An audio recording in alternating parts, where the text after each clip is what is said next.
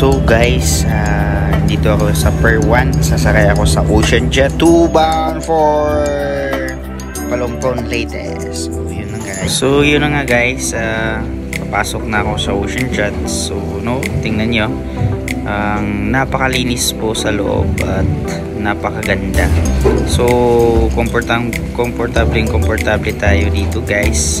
Kaya tingnan natin din yung business class. Business class guys ay napakaganda yung business class nila. May incline yung upuan at saka komportable ka talaga dito sa upuan nila guys.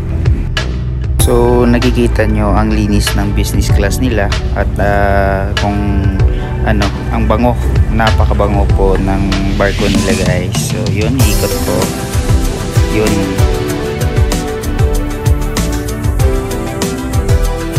So yan guys, yun yung bridge, napakaganda. So tingnan mo, advanced din yung technology nila.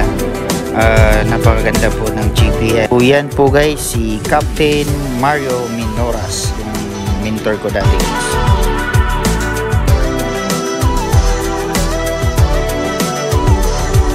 At siyempre, hindi na tayo papayag na wala tayong selfie video guys. So yun, bababa na ako kasi pauwi na rin ako. Babalik na ako sa posisyon ko kung saan ako naka-destino.